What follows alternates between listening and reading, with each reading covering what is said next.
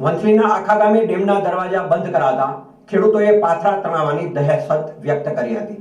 વંથલી તાલુકાના આખા ગામે સિંચાઈ વિભાગે કમોસમી વરસાદની આગાહી હોવા છતાં આખા ગામે આવેલ ઓજત નદી પરના ડેમના દરવાજા બંધ કરી દેતા નદી કાંઠાના ખેડૂતોએ આક્રોશ વ્યક્ત કર્યો હતો।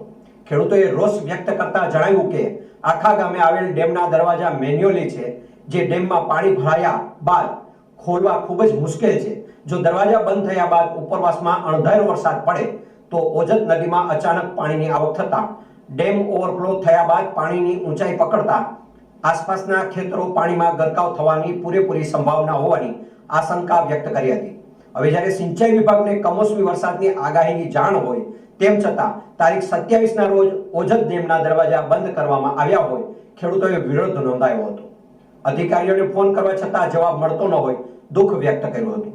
આવા સંજોગો વચ્ચે ડેમ છલકાય તો ગામની સીમમાં પાણી ફરી વળે અને 500 વીઘા જમીનમાં મગફળીના પાથરા તણા જાય તેવી દહેશત પણ વ્યક્ત કરી હતી। તે માટે ખેડૂતો ડેમ પર પહોંચ્યા હતા અને સિંચાઈ વિભાગના અણઘડ વહીવટનો વિરોધ નોંધાવ્યો હતો।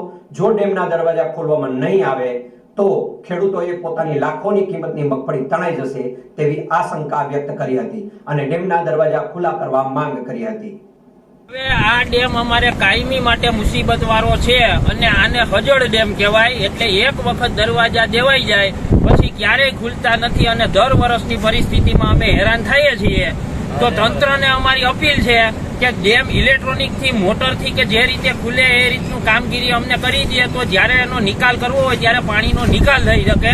દર વર્ષે અમારે પાથરા પડ્યા હોય ને આવી પરિસ્થિતિ થાય તો અમારે કેને કહેવા જવું? તંત્રને ગયા વર્ષે આ પરિસ્થિતિ હતી, એના આગલા વર્ષે આવી પરિસ્થિતિ થઈ હતી અને તંત્ર એનો સમય આવે એટલે દરવાજા બંધ કરી દે છે, પછી ક્યારેય ખુલતા નથી। તો અમારે શું કરવું? એટલે તંત્રને અમારી અપીલ છે કે અહીંયા કાયમી નિરાકરણ થાય એવું કંઈક તમે કરો। આ દર વર્ષની પરિસ્થિતિથી અમે કંટાળી ગયા છીએ।